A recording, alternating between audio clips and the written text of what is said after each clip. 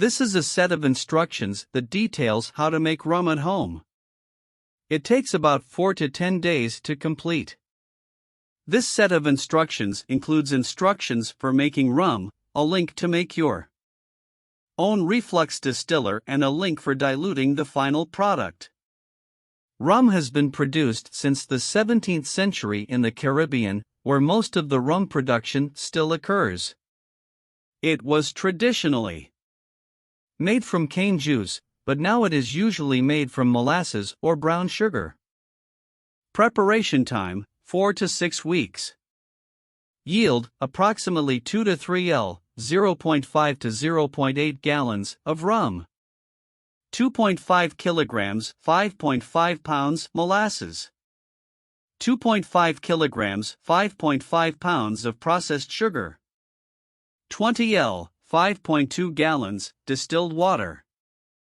42.5 g, 1.5 ounces, of hydrated yeast. Additional distilled water to dilute the final solution. Part 1 of 4. Making the mash. Start by placing 20 L of water in a clean boiler. The keyword is clear. Minor contamination can ruin the rum. Before you start, be sure to handle the cleanest ingredients and a sanitary area. Clean and immerse all the utensils you will use in boiling water. Turn off the heat of the boiling water and immerse your pot or barrel in the almost boiling water. Then pour the water. This will help to kill any potentially harmful germs. Dissolve sugar and molasses in 20 liters of water over medium heat. The sugar will dissolve easily, but the molasses will dissolve harder as it is very sticky. Try not to boil the water. Continue to warm until the bubbles start to form, then turn off the burner. Cool the solution to 28 degrees Celsius 82 degrees Fahrenheit and add the hydrated yeast. You may find it useful to remove about 1 liter of puree in a jar first. Try dissolving the yeast in the smaller jar. Then, when the mixture starts to foam, incorporate with the rest of the must. Part 2 of 4. Fermentation. Allow the solution to ferment at 25 degrees Celsius 77 degrees Fahrenheit until the airlock in your pan stops bubbling. Yeast needs heat to continue converting sugar to alcohol. So be sure to store your clothes in a warm place or keep the environment artificially warm. The decompression chamber in the pan will let carbon dioxide out without letting oxygen in. 1. It should take about 24 to 48 hours for the decompression chamber to stop bubbling. The airlock is a really important part of the fermentation process. You can make an airlock quite easily, or you can buy a low-cost one. In any case, make sure that the decompression chamber fits well and does not allow any additional air to enter the container. Why is it important that no air enters the wash? The yeast feeds on the oxygen in the sugar molecules, leaving ethyl alcohol behind and expelling carbon dioxide. If the yeast has a continuous supply of oxygen to eat, it will not be effective in removing the oxygen from the sugar molecules. Once the decompression chamber has finished bubbling, leave the puree for 3 to 7 days. You can use a hydrometer to test when the paste is ready.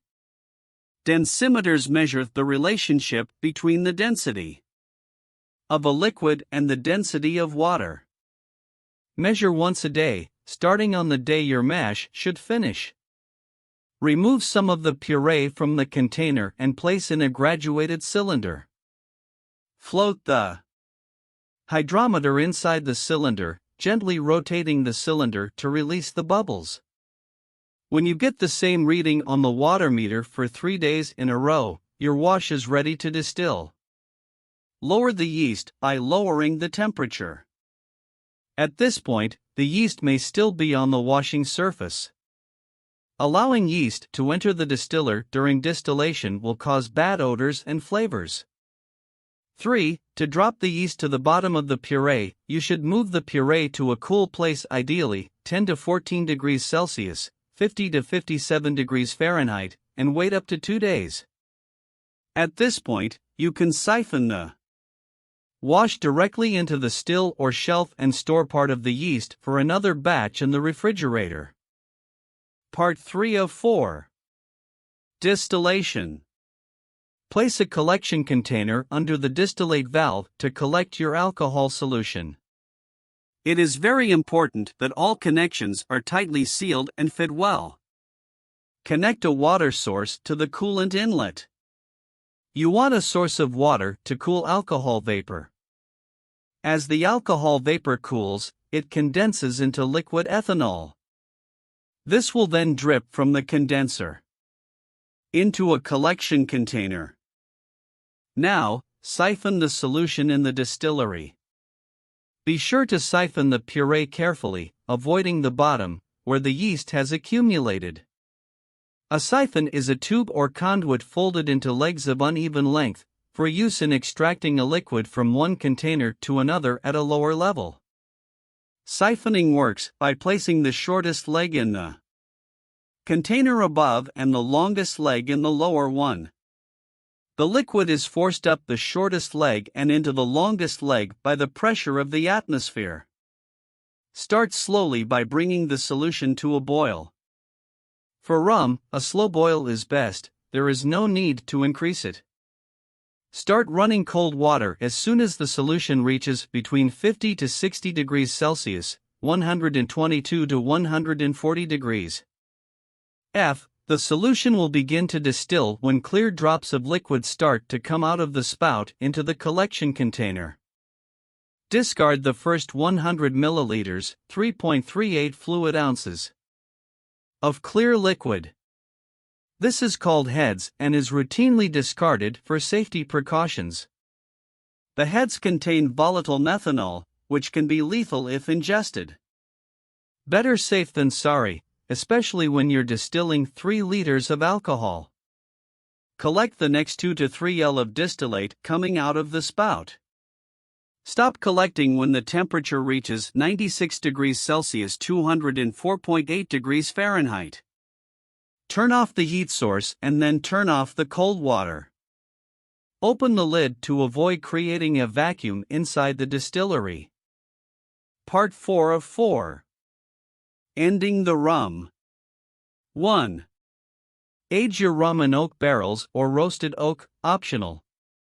Rum is often aged in toasted oak barrels for 10 years or more to add depth of flavor and color. If you don't have the luxury of a toasted oak barrel, or 10 years old, you can safely dip your rum in roasted oak chips for 3 weeks to give it a unique flavor. Filter the rum with a cotton cloth or a clean cotton shirt to capture the wood particles. Use water to dilute the alcohol until the expected test. Depending on the reflux still, your undiluted rum can have up to 95% alcohol, which is dangerously strong for consumption. Use a dilution calculator to reduce the rum to about 45% for the best taste experience. Add flavors from other additives to improve the taste. Make spiced rum by adding cinnamon, ginger, and cloves to the final rum mixture, leaving to soak for 1 to 2 weeks. Some choose to add a small amount of caramelized sugar to the rum. Welcome to Moonshine Life Group. Enjoy Moonshine Life Recipes.